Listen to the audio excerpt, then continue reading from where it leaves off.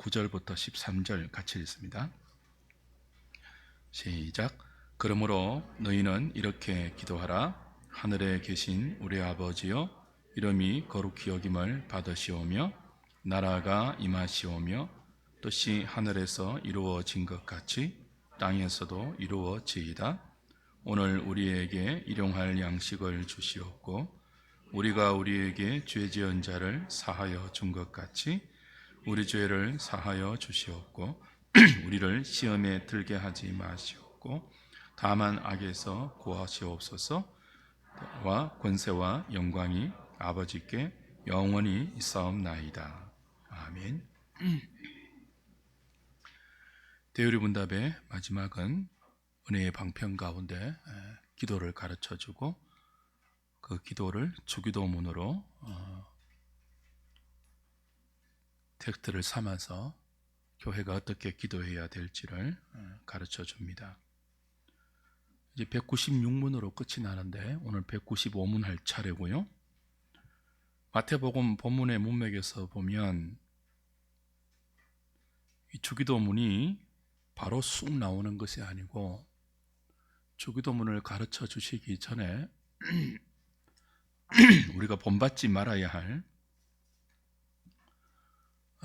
기도의 부정적인 내용을 먼저 제시하시고 너희는 이렇게 기도하지 마라 라고 바리새인들의 외식하는 기도, 이방인들의 중언부언하는 기도를 먼저 경계하시고 나서 그리고 너희는 이렇게 기도하라, 기도의 교과서를 가르쳐 주시죠. 이게 무슨 뜻이냐 하면 주님이 가르쳐 주신 이 기도의 질서, 기도의 순서, 기도의 방향, 기도의 내용대로 기도하지 않으면 이렇게 기도하지 말라라고 앞에서 경고하신 그렇게 기도할 수 있다는 뜻이에요. 여러분이 주기도문을 통해서 기도의 질서가 있지 않습니까? 또 그 기도의 질서 속에서 어떻게 기도해야 될지 기도의 내용과 그 기도가 우리의 삶을 이끌어가고 있는 기도의 방향이 있지 않습니까? 그리고 그 기도의 목적이 있지 않습니까? 이걸 의식하면서 기도하지 않으면 이렇게 기도하지 말라라고 경고하셨던 바리새인처럼 기도할 수 있다는 뜻이에요. 이방인처럼 기도할 수 있다는 뜻이에요. 그 모든 종교에 다 기도가 있기 때문에, 그리고 모든 종교는 기도가 가장 큰 신앙의 행위로 자리 잡고 있기 때문에 주님이 가르쳐 주신 대로 기도하지 않으면 성도로서 거룩한 삶을 살아야 하는 삶의 목적과 방향을 위한 기도보다는 타락한 종교성이 이끄는 대로 기도하게 되고 그 기도의 결과는 거룩이 아니라 탐욕과 부정함과 어리석음으로 나갈 수 있다는 것을 늘 염두에 두셔야 돼요. 기도 오래 하는 것도 중요하지만 어떻게 하느냐가 훨씬 중요해요. 그래서 매일 주기도문을 그냥 그 주문처럼 암송하시지 말고 반추하셔야 됩니다. 그리고 예배 시간에 사도신경을 고백하잖아요. 우리가 이렇게 하나님을 믿습니다 하는 신앙의 고백인데 그것도 그냥 막 뱉어내지 마시고요. 제가 의도적으로 예배 인도할 때 사도신경을 또박또박 하는 것을 알아차리셨어요? 의도적으로 여러분이 막 이렇게 달려가실 때 제가 속도를 늦추는 것을 혹시나 알아차리셨어요? 사도신경도 그냥 막 하시지 말고 우리의 신앙 고백이잖아요.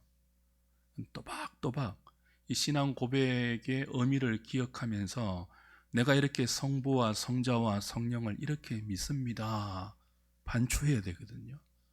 그처럼 주기도문도 그래요.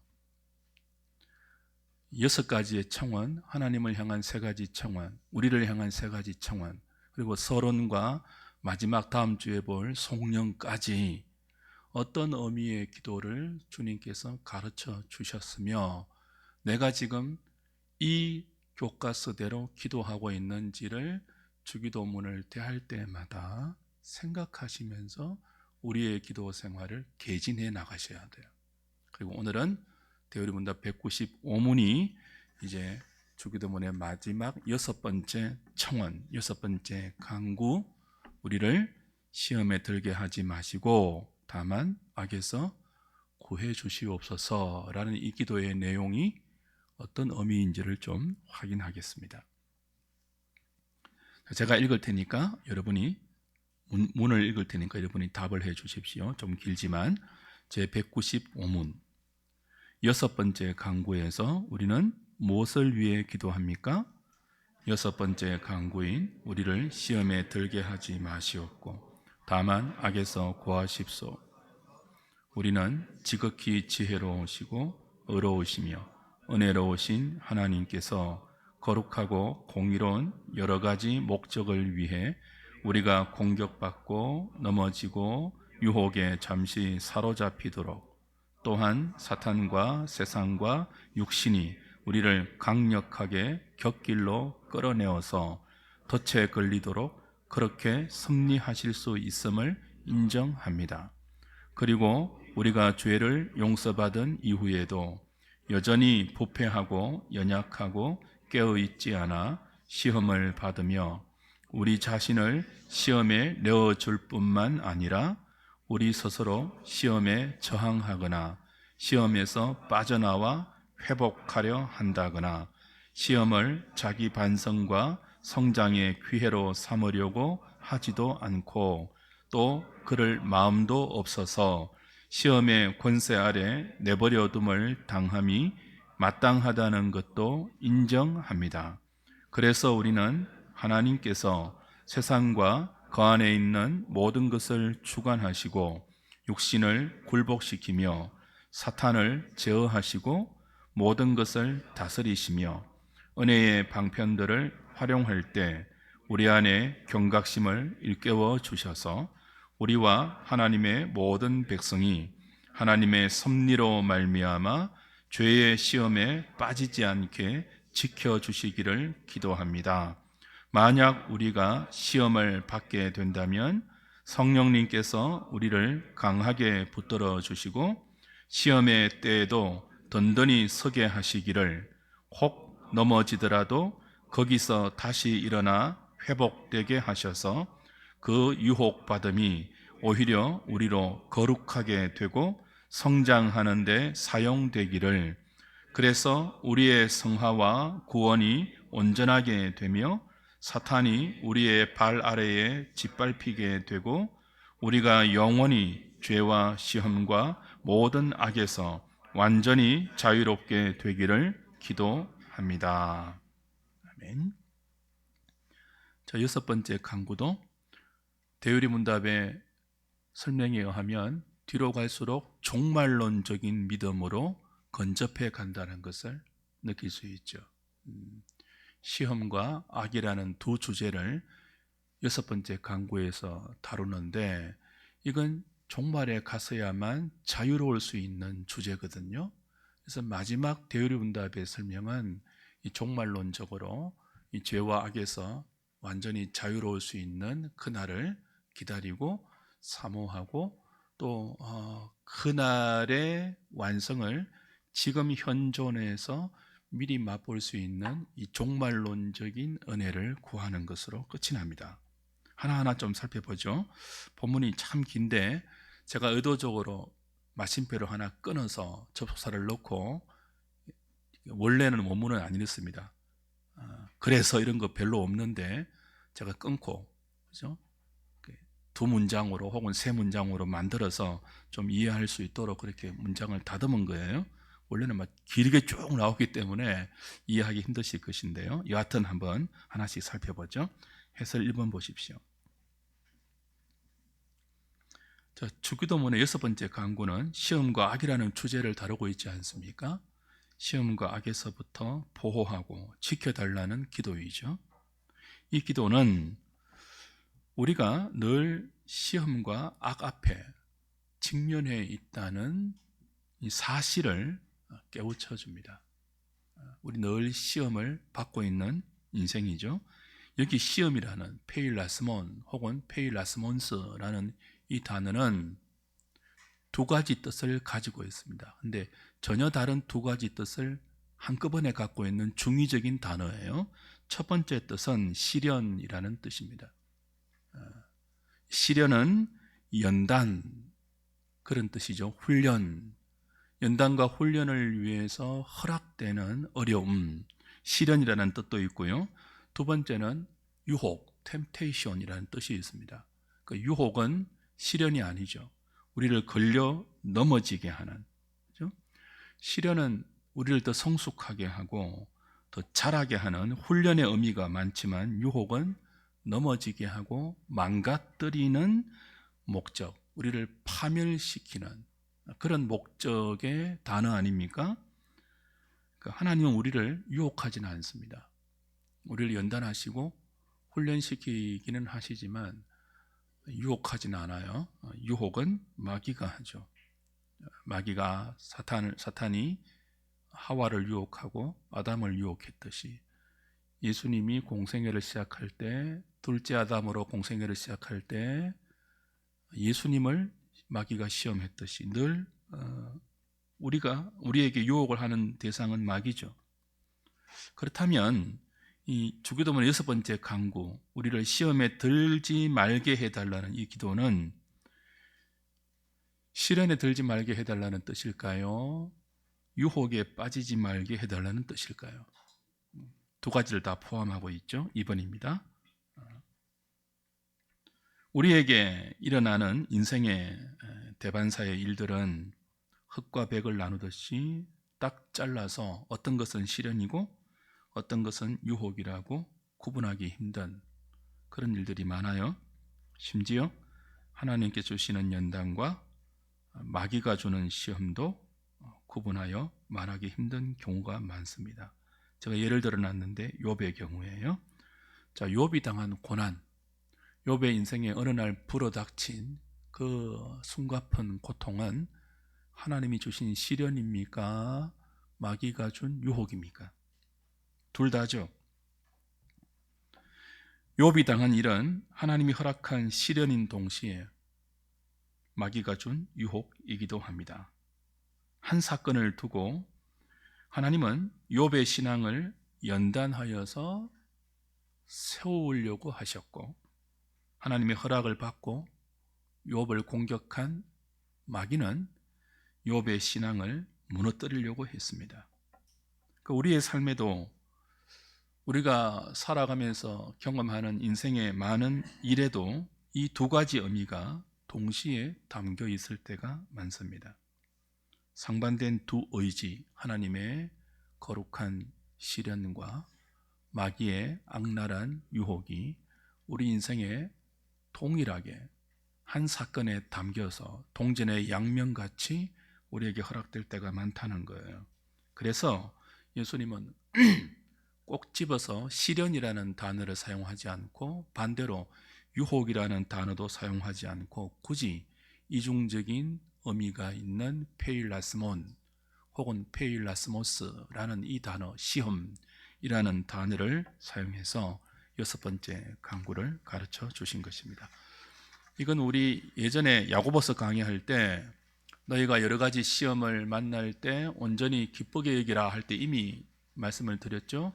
여러 가지 시험에는 유혹도 있고 시련도 있는데 그 페일라스모스, 이중적인 의미가 있는 이 단어가 문맥에 따라서 어떤 때는 유혹으로 번역될 수도 있고 어떤 때는 시련으로 번역될 수가 있습니다.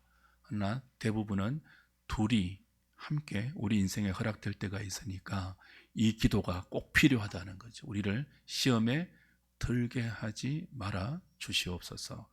그러나 이 기도는 나중에 살피겠지만 시험 자체를 완전히 우리가 받지 않도록 해 주십시오가 아니고 유혹이든 시련이든 잘 견디고 잘 이기게 해달라는 기도예요.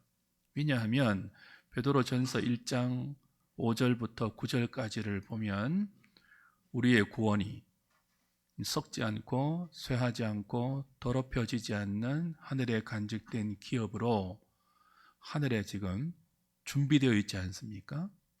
우리의 영광스러운 구원이 하나님에 의해서 준비되었고 시행되고 있고 앞으로 완성될 것인데 그 구원의 완성을 위하여 삼위 하나님께서 우리의 구원을 철동같이 지키고 계세요. 보호하고 계세요. 근데 보호하고 계시기 때문에 그러므로 너희가 여러 가지 시험을 만날 터인데, 그렇게 연결되거든요. 베드로전서 1장 5절부터 9절까지가. 근데 그 여러 가지 시험을 통해서 너희가 보지 못하는 주님을 말할 수 없는 영광스러운 즐거움으로 기뻐하면서 사랑하게 된다 그래요. 그러니까 여러 가지 시험은요, 우리의 구원을 보호하시는 하나님의 손길이에요. 성경에 의하면.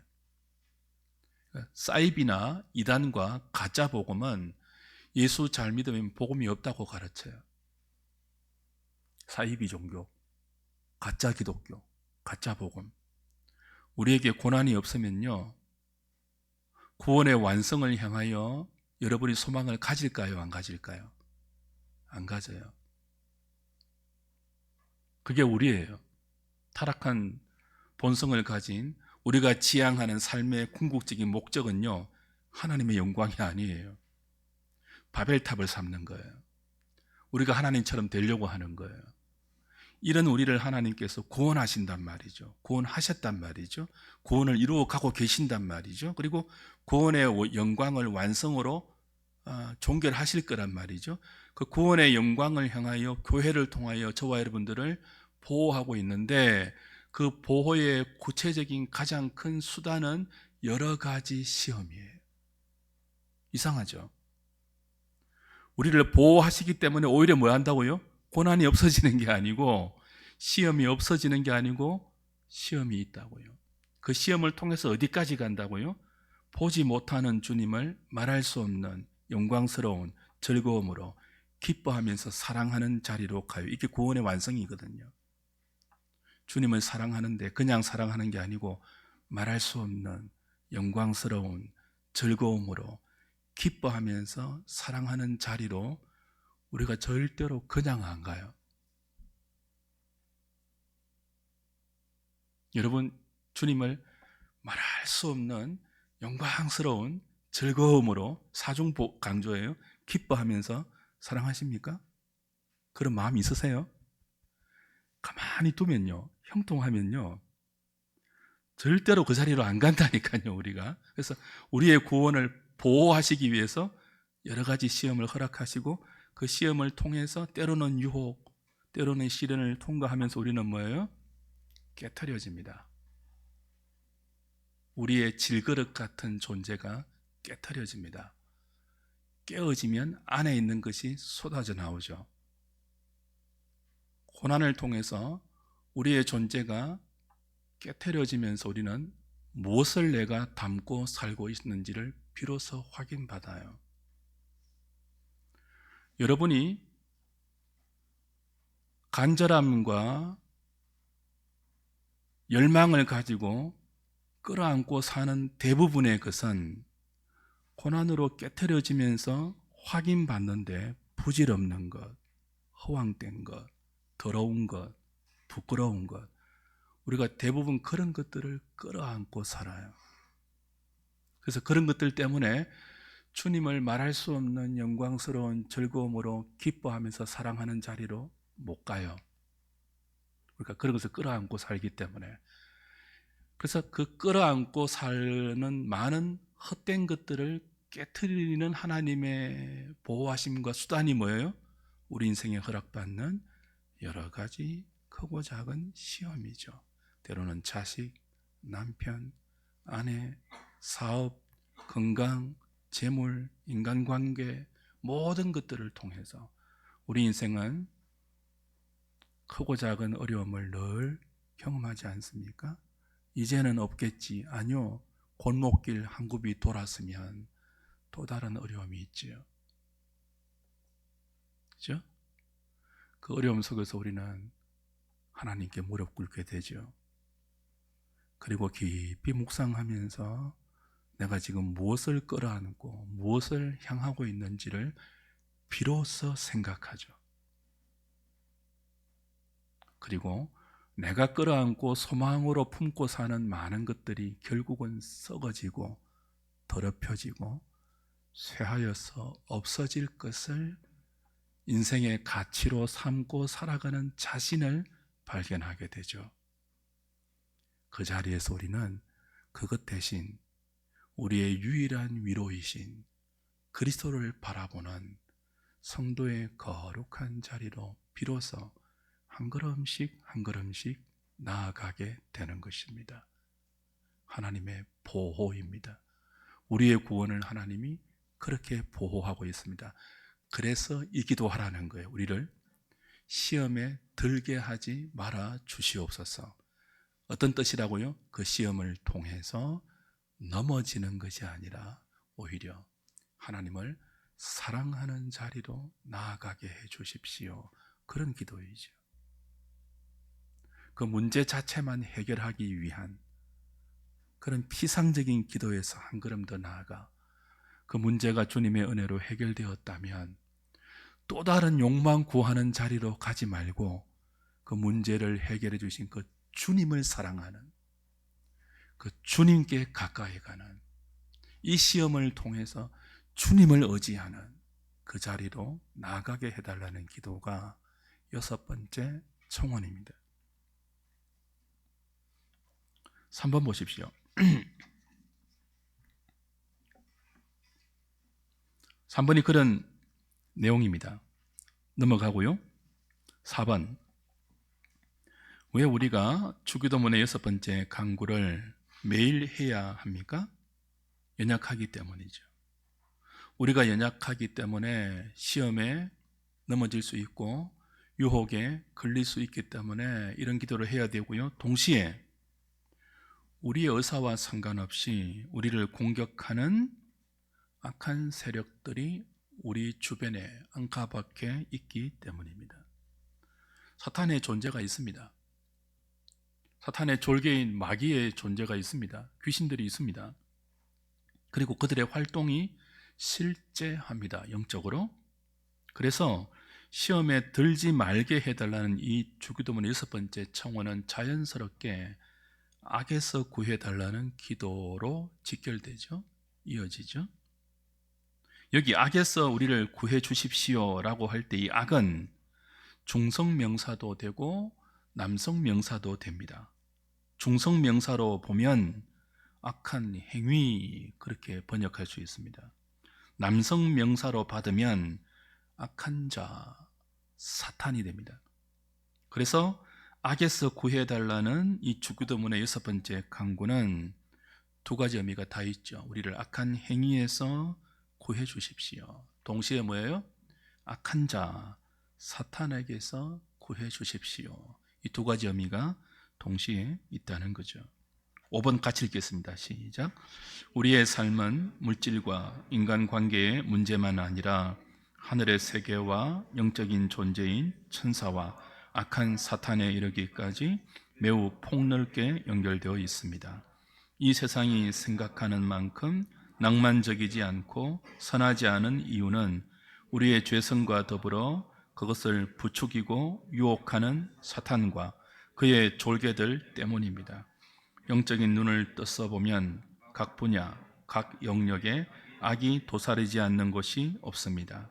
나라와 나라 사이, 정치, 경제, 법조, 문화와 각 영역 사이에 악한 구조고리들, 폭력과 왕따, 끝없는 지역 이기주의, 공해 물질 배출, 자신의 욕망을 위해 동원하는 모든 불법과 불의와 거짓말은 사람들이 저지르는 악들이 무엇인지 보여주는 한 단면들입니다. 어린아이들의 생각과 행동 속에도 악이 있고 진리와 선을 추구하는 학계와 종교계 속에도 사탄이 조장하는 악은 교모한 형태로 존재합니다. 나이브하면 안 됩니다. 성도들이 나이브하면 안 돼요. 비둘기처럼 순결해야 하지만 뱀처럼 지혜로워야 합니다. 세상의 본질을 알고 그 세상의 공중 권세를 하나님의 허용하심 가운데 붙들고 있는 악한 사탄들이 조성해 놓은 모든 비성경적인 가치관과 유행과 사조들의 핵심을 아셔야 됩니다. 그러니까 세상을 너무 로맨틱하게 보지 마십시오. 낭만적으로 흘러가지 않는 이 역사의 흐름을 보십시오. 그리고 결코 낭만적이지 않는 인간사와 나라와 나라의 역사, 개인의 역사, 공동체의 역사의 그 배후에는 낭만스러울 수 없는 악의 준동이 있습니다. 그렇죠? 그래서 나이브하면 안 돼요. 내가 진심이면 다 통하지 않습니다. 우리의 거룩함, 순결함, 우리의 지혜, 우리의 선함, 우리의 의로움이 통한다고요? 안 통한다고요? 안 통해요. 왜 그렇다고요? 악의 세력이 준동하고 있기 때문입니다. 모든 영역을 보십시오. 그 모든 영역의 구조 속에, 그 구조 속에 들어있는 사람들의 의식 속에 공동체를 주관하고 있고 한 나라와 국민들의 이념을 관장하고 있는 가치 체계 속에 뭐가 있다고요? 그 만들어진 이론 속에 뭐가 있다고요? 악한 세력들의 조장이 있습니다. 공중권세 잡은 불순종의 아들들이 역사하는 영들의 활동이 있습니다. 그래서 악에서 구해달라고 우리는 기도해야 합니다. 6번 보십시오. 사탄은 단순히 우리 개인을 유혹하고 도전하는 데서 그치지 않고 보다 구조적이고 체계적인 시스템을 가지고 이 사회 전체를 미혹하려고 합니다. 어떤 때는 악한 목적을 진리와 정의라는 이념의 옷을 입힙니다. 그래서 그 이념의 옷으로 사회나 집단 전체를 미혹할 수 있습니다. 속일 수 있습니다. 대표적으로 히틀러의 경우죠. 히틀러가 나치즘을 당시 독일 국민들에게 어떻게 세뇌했다고요? 선이라고, 하나님의 정의라고 세뇌했습니다. 그리고 독일 교회는 그 히틀러의 나치즘을 신앙적으로 뒷받침해 주었습니다. 교회가 뒷받침해 주었습니다. 그 배후에 뭐가 있겠습니까? 악한 세력들의 활동이 있었죠. 유대인들을 진멸하는 그 나치즘이라는 이 국가적인 이론의 체계 속에 교회가 지지를 했고, 그래서 히틀러에 속한 사람들은 아무 양심의 가책 없이 하나님의 이름으로 학살을 자행했습니다.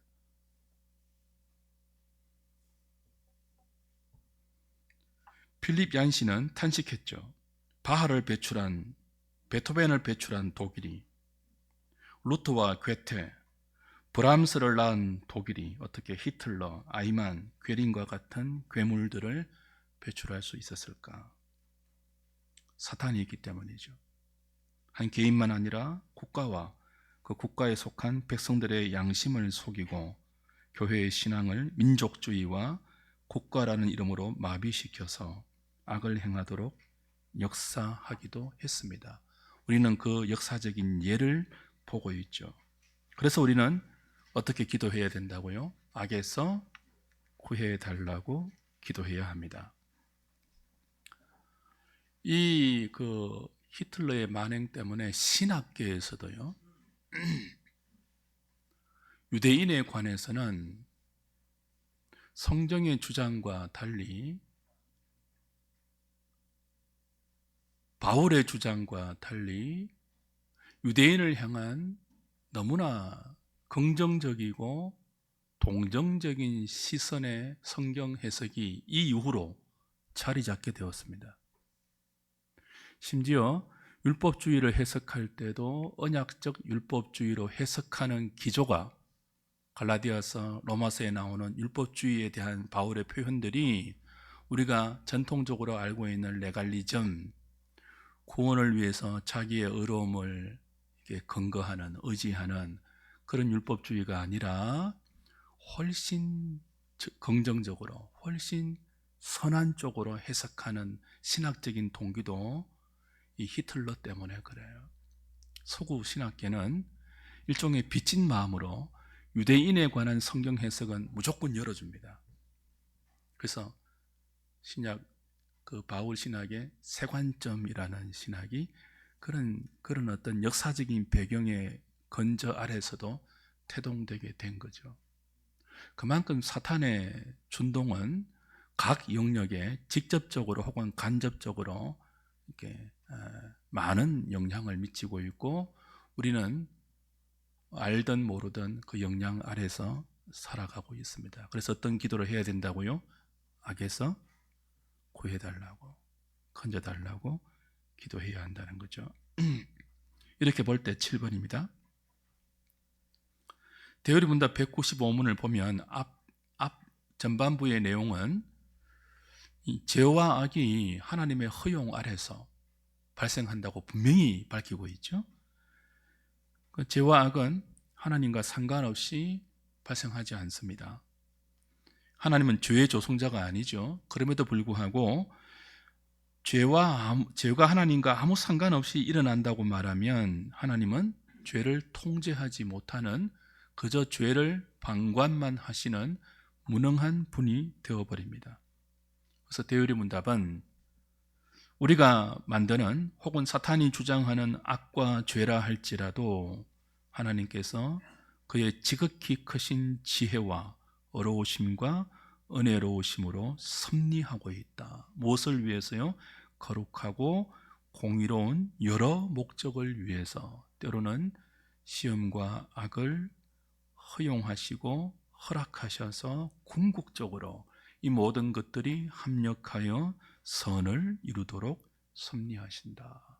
그렇게 대의문답 195문은 가르쳐줍니다. 그러므로 우리는 하나님께서 우리를 시험하시기도 하지만 그 시험이 우리를 넘어뜨리기 위함이 아니고 오히려 주의 뜻을 이루기 위한 선하신 섭리임을 믿고, 시험을 당하여 어려움 중에 있더라도 하나님을 신뢰하면서 믿음으로 인내해야 합니다.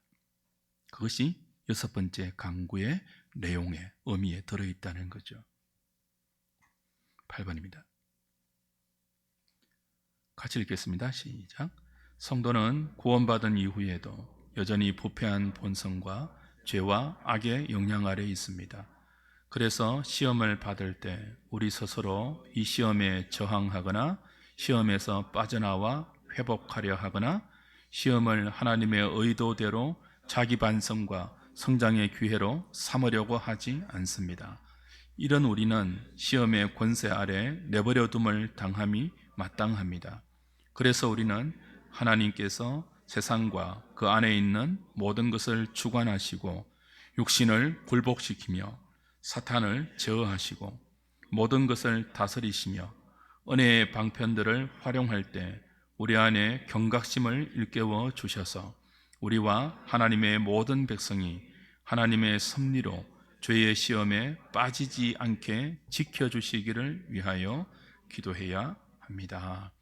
6번째 강구를 할 때 이런 의미를 기억하시라고 떠올리시라는 거예요. 그러니까 우리는요, 하나님께서 이 기도를 가르쳐 주신 주님께서 성령으로 우리를 지켜주지 않으면 시험을 당하고 유혹을 당하면서도 반복되는 그런 하나님의 보호하심 가운데 있으면서도 뭐예요? 깨닫지 못하고, 깨닫는다 할지라도 뭐예요? 돌이키거나 이 하나님의 선하신 섭리를 통해서 우리가 더 거룩하게 나아가는 마음조차 갖지 않는다는 거예요. 여러분, 가장 어리석은 학생이 공부하면서 시험을 치지 않습니까? 시험을 치면 모르는 문제가 나와요. 못 풀잖아요. 지혜로운 학생은 집에 돌아가서 그 시험 다 치고 어떻게 합니까? 자신이 못 푼 문제 혹은 틀린 문제 다시 풀어보죠. 왜요? 이미 다 쳤는데 왜 다시 풉니까? 다음에 또 나오면 안 틀리기 위해서. 우리 믿음의 여정길도 그래요. 우리가 실패할 수 있잖아요. 넘어질 수 있잖아요. 시험에 들 수 있고 유혹에 빠질 수 있잖아요. 그럼 그로 인한 어려움을 겪을 수 있잖아요. 그럼 그 어려움을 겪고 나서 그 어려움 속에서 하나님의 도우심으로 그것이 다시 이제 회복되었을 때, 원위치로 갔을 때 어떻게 해야 됩니까? 다음에 똑같은 시험이 올 때는 뭐 할 수 있도록요? 넘어지지 않을 수 있도록 풀어야 하는 거 아닙니까? 똑같은 시험을 당하는데 또 똑같이 넘어지고, 다음에 또 똑같은 종류의 시험이 오는데 또 똑같이 넘어지고, 육신이 약하여서 어쩔 수 없사옵나이다. 맨날 그렇게 하고 있다면 그 정말 어리석은 거 아니에요. 그죠? 한번 넘어졌으면 이번에 왜 넘어졌지? 이 기도하면서 돌아보라는 거예요. 다음에 똑같이 그 시험이 우리에게 오면, 유혹이 오면 그 다음에는 물리칠 수 있도록, 이길 수 있도록 방안을 준비하고 생각하고 고민하고 기도해 보라는 거예요. 그게 소피아 지혜이죠. 미련한 곰처럼 신앙생활 하지 말고 지혜로운 뱀처럼 신앙생활 하라는 것이 주님의 가르침입니다. 한편으로는 비둘기같이 순결해야 합니다. 그러나 지혜로워야 합니다. 똑같은 문제에 걸려서 넘어지지 마십시오. 한번 걸려 넘어지면 여러분의 허리에 진리의 띠를 띠시고, 한번 불화살을 맞고 유혹에 넘어갔으면 그 다음에는 여러분의 가슴에 의의 호심경을 붙이십시오. 한번 적들이 쏘는 독이 묻은 독화살에 여러분이 맞았으면 그 다음에는 믿음의 방패를 준비하십시오. 그러지 않으면요, 그 믿음의 방패를 준비하고 의의 호심경을 붙이고 구원의 투구를 서는 그 모든 과정에서 이 기도를 하라는 거예요. 에베소서 6장 10절 이하의 영적 전투의 현장을 사도가 말하면서 하나님의 전신갑주를 이야기하고, 전신갑주 다음에 무엇으로 이어집니까? 기도가 나와요. 전신갑주를 취하는 방법이 기도라는 뜻이에요. 그 기도가 구체적으로는 주기도문이에요. 그러니까 기도 안 하면 하나님의 전신갑주를 입을 수 없고요, 기도해도 이방인처럼 기도하거나 바리새인처럼 기도하면, 기도를 오래 했는지 모르겠지만, 기도를 겉으로는 거룩하게 했는지 모르겠지만, 하나님의 전신갑주는 하나도 취하지 못하고 매번 똑같이 화살 맞고 매번 똑같이 그냥 넘어지고 매번 똑같이 미련하게 실패한다는 거죠. 그래서 6번째 강구를 우리는 꼭 기억하면서 기도해야 합니다. 9번 보십시오. 하나님의 뜻은 우리가 조금도 시험을 당하지 않는 것이 아니라 뭐라고요? 시험을 통해서 우리가 더 성장하고 성숙한 그리스도인이 되는 것입니다. 그래서 우리는 시험을 당할 때 이렇게 기도해야 하는 거죠. 성령의 능력으로 시험을 이기고 든든히 서게 해 주십시오. 혹 시험에서 넘어지더라도 다시 일어나 회복되게 해 주십시오. 회복될 뿐 아니라 그 유혹받음이 오히려 우리를 더 거룩하게 만들어 우리의 성화와 구원이 온전하게 되게 해 주시옵소서. 나아가 하나님의 은혜로 사탄을 발 아래에 짓밟는 승리를 맛보게 해 주십시오. 주님 다시 오시는 날까지 우리의 몸과 영혼이 온전히 보존되게 해 주십시오. 그렇게 기도하라는 뜻이 6번째 강구가 우리에게 가르쳐주는 기도의 내용, 방향, 그리고 의미, 목적입니다. 이렇게 기도하면서 우리가 하나님의 전신갑주를 입고 영적인 승리 혹은 영적인 진보, 영적인 성숙이 나타난다면 그 원인은 뭘까요? 저와 여러분들에게 영적인 승리가 있고 영적인 진보가 있고 영적인 성장과 성숙이 발견될 때는 우리가 기도했기 때문이 아니고요. 뭐라고요? 전적인 하나님의 은혜이고 선물입니다. 여기서 참 조심하셔야 돼요. 우리 기도를 잘하고, 기도를 정당하게 하고, 바르게 하고, 기도를 진실되게 해서 영적인 진보가 하나님의 은혜로 허락될 때 이렇게 생각하지 말라는 거예요. 내가 뭐 했어요? 기도를 잘해서, 기도를 잘 배우고 바르게 해서, 혹은 기도를 열심히 해서 이렇게 되었구나. 그 영적 진보가 나타나지 않는 지체를 향하여 뭐라고 공격할 수 있다고요? 왜 기도 안 해? 제가 늘 강조하는 거. 왜 기도 안 해? 라는 말이 나오면 내가 지금 시험 당하고 있구나. 교만의 시험에 직면해 있구나. 알아차리셔야 돼요. 교인들이 하지 말아야 할 말 중에 거룩과 신앙을 가장한 말들이 굉장히 많아요. 기도 안 하고 뭐해? 성경 안 읽고 뭐해? 그죠? 이거 자기는 뭐 한다는 뜻이에요? 그렇게 하고 있는데 너는 왜 안 해? 그러니 그 모양이지. 이게 다 녹아 있거든요. 그런 얄미운 신자가 되지 말고 그냥 그 온화한 표정과 또 그 긍휼의 마음과 하나님이 우리를 기다려 주시듯이 지체를 기다리는 그 마음을 가지고 그 입을 조심해야 됩니다. 그게 9번의 마지막 뜻이에요. 우리가 할 수 있는 것은 하나님의 은혜입니다. 하나님의 선물입니다. 영광 받으실 분은 하나님밖에 없습니다. 그 자리로 가야 해요. 10번 보십시오. 이상에서 살펴본 대로 우리를 시험에 들게 하지 마시옵고 다만 악에서 구하옵소서라는 6번째 강구는 우리를 지켜달라는, 시험과 악에서 지켜달라는 소극적인 의미를 넘어서 훨씬 더 능동적이고 적극적인 의미를 담고 있죠. 우리가 시험과 악에서 보존되려면요, 시험이 많은 세상에서 도피하는 방법으로는 안 돼요. 그 도피의 방법이 중세의 수도원 운동이죠. 중세는 이원론 아닙니까? 영육 이원론과 성속 이원론으로 그 무장되어 있었죠.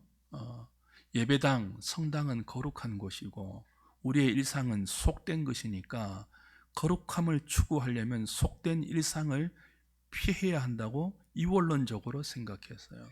그래서 거룩을 추구하기 위해서, 거룩을 만들어 가기 위해서 중세 교회가 사용한 방법은 일상에 속되면서 될 수 있으면 멀리 도망쳐서 사막이나 저 높은 산 속에 수도원 공동체를 이루는 거죠.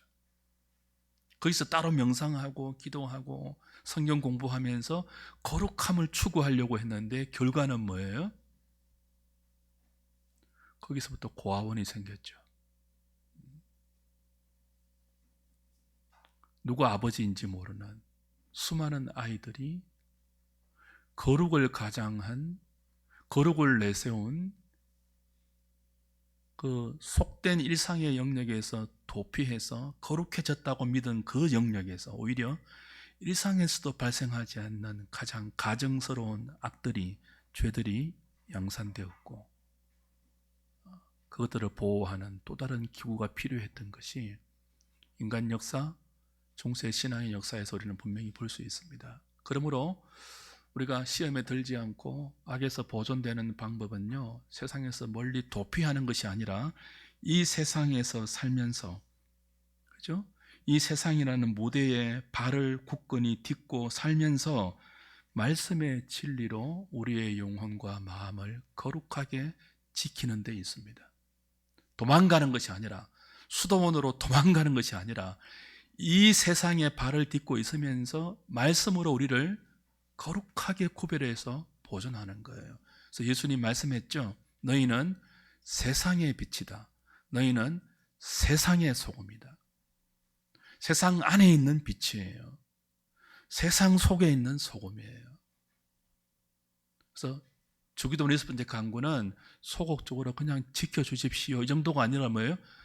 거룩하게 우리 자신을 잘 보존해서 이 세상의 거룩한 소금과 빛이 되게 해달라는 훨씬 적극적이고 능동적인 의미를 담고 있죠.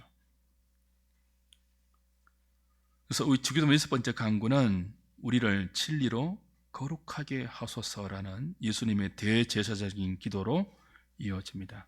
성도는 악을 두려워하고 피하고 외면하는 소극적인 태도를 뛰어넘어서 더 적극적으로 선을 행하고 진리의 말씀을 따르는 거룩한 삶으로 악을 이기고 사탄을 극복해야 한다는 거죠.